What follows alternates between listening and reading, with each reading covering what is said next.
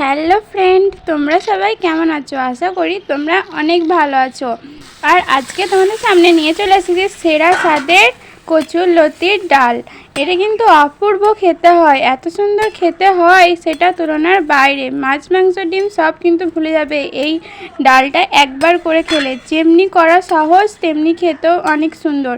আর এটা বাজারে অনেক দামে বিক্রি হয়। কেউ হয়তো এই রান্নাটা করতেও জানে না, আবার হয়তো কেউ ভালো করে করতেও পারে না। আজকে তোমাদেরকে আমি খুব সহজভাবেই খুব ভালোভাবে তোমাদেরকে আমি আজকে দেখাবো এই কচুরলতিটা দিয়ে ডাল। দেখো আমি কচুরলতিগুলো কীভাবে কেটে নিচ্ছে। তো দেখো এরকম করে ছালগুলো ছাড়িয়ে ছাড়িয়ে একটু একটু করে কেটে নিচ্ছে। ছালগুলো না ছাড়ালে কিন্তু গলাটা কুটকুট কুটকুট করবে। আর এটা ছাড়ানোর আগে হাতে একটু তেল বুলিয়ে নেবে, দিয়ে তারপরে ছাড়াবে, না হলে কষগুলো লেগে গেলে কালো কালো ছোপ হয়ে যেতে পারে। তো দেখো ছোটো ছোটো পিস করে একটা একটা করে কেটে নিচ্ছে আর এই ঝাঁঝরিতে রাখছে। এবার দেখো সবকটা ভালো করে ধুয়ে নিয়েছে। এবার প্রেসারে কচুরলতিগুলো সেদ্ধ করতে দিতে হবে। তার জন্য একটুখানি জল দিয়ে কচুরলতিগুলো সবটা দিয়ে দিচ্ছে। এরপর পরিমাণ মতো একটুখানি তেঁতুল দিচ্ছে। তেঁতুলটা দিলে গলা কুটকুট কম করবে।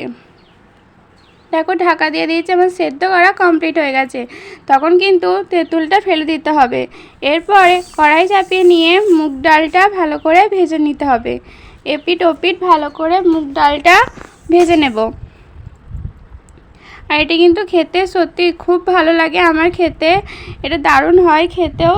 আর এটা সবাই জানে না করতে, কীভাবে করে সেটাও অনেকজনা বলতে পারে না। তো তারপরে দেখো আমার মুগ ডালটা ভাজা কমপ্লিট হয়ে গেছে। এরপর মুসুরি আর মুগ দুটো পাইল করে দিতে হবে। এখানে অল্প পরিমাণে জল দিয়ে এবার ডালটা ভালো করে ধুয়ে আমি এখানে দিয়ে দিচ্ছি।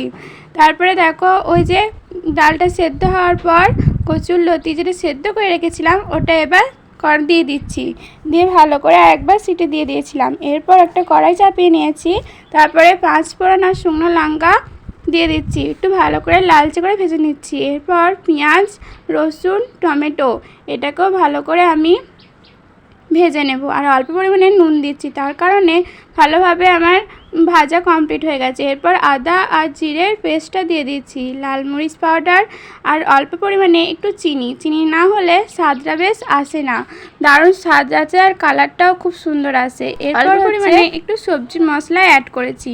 সাইড থেকে যখন তেল বেরিয়ে আসবে তখন একটু জল ঢেলে দেবে, দিয়ে আরও কিছুক্ষণ ফুটতে দেবে। ফোটার পর অল্প পরিমাণে একটু নুন দিয়ে দেবে, নুন দিয়ে ভালো করে আরেকবার ফুটিয়ে দেবে। তারপর একটু পরিমাণে সস দেবে, সসটা দিলে খেতে অনেক সুন্দর লাগে। আর তোমরা যদি ভাবো যে আমি বেশি রিচ করব না, তার জন্য সসটা বা অল্প মশলা দিয়েও করতে পারো। তো এরপর আমি ওই কচুরলতি যেটা করেছিলাম সেদ্ধ করতে দিয়েছিলাম সেটা এবার দিয়ে দিচ্ছি। কিছুক্ষণ ঘেঁটে নেওয়ার পর ফুটতে দেবো এটা।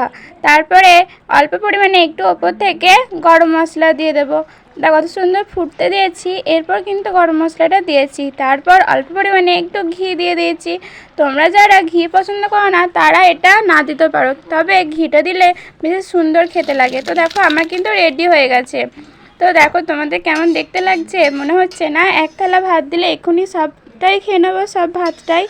তো দেখো কত সুন্দর দেখতে লেগেছে, খেতেও কিন্তু অতটাই সুন্দর হয়েছে। তোমাদের ভিডিওটা কেমন লাগলো অবশ্যই জানিও। ভালো লাগলে লাইক, কমেন্ট, শেয়ার, সাবস্ক্রাইব করতে কিন্তু ভুলো না। আজকেকার মতন টাটা।